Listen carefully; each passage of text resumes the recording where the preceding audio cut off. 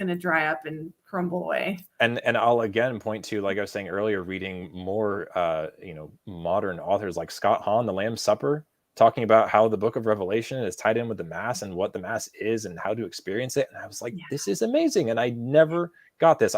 My cousin, who also grew up in St. Mary's, I remember recently she had just said that she had just read The Lamb's Supper, and she's like, I'm so mad that we didn't get this kind of thing growing up, because I mean, at least for me, after reading that and after reading other resources, I was just telling my sister the other day, I like going to Mass now. I like make an effort to go like as often as I can, because I genuinely enjoy it and I genuinely grow from it. But growing up, it was like, yeah, check the box, fulfilled my Sunday obligation, check the box.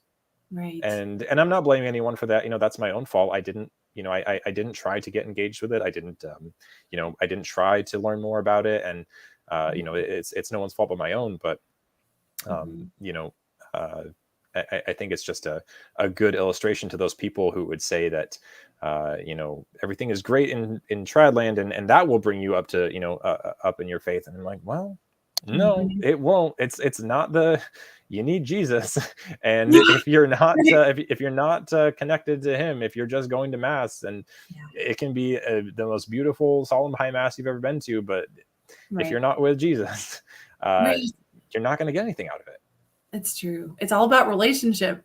I mean, not to sound hokey, but it shouldn't sound hokey. Yeah. We're not hippies. Like this is our patrimony, like, union with God. And like you read the mystics and they're crazy in love with God. It's all about the summit of love and ecstasy and all these. You're like, whoa, am I even comfortable with this? Like one time my mom said to me, she was thinking about it after Mass. She was thinking about communion and just kind of meditating on like the Eucharist and what it is to receive communion. She's like, this is kind of shocking that we do this at church. I mean, the lights are on, there's people all around, and we're like going up and like, consummating our union with God in the Eucharist. And it's like, that's kind of like an incredible thought. It's like, only God would think of that because he loves us so much, but it's all about love. It's not about checking boxes. It's not about do this or die. Right.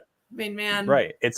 I mean, God literally is a relationship. He is relationship, right? And once you start looking into, the theology behind that, and I mean, I won't go off on another rant here, but that was another thing that, growing up is, you got Baltimore Catechism, you got some church history at SSPX, you got, their defenses of why they're right, but no even like basic theology of any kind.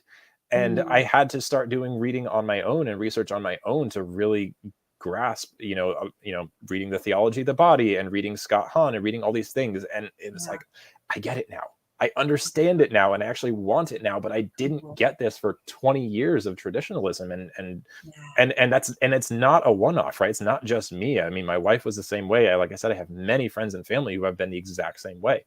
It's not an isolated incident. It's total. I mean, it's the whole thing, Right. So a lot of what you were given growing up, it was good. I mean, and it was almost all good, but it was missing some really key things. So that's all you want. You want your kids to you want the whole package. So that's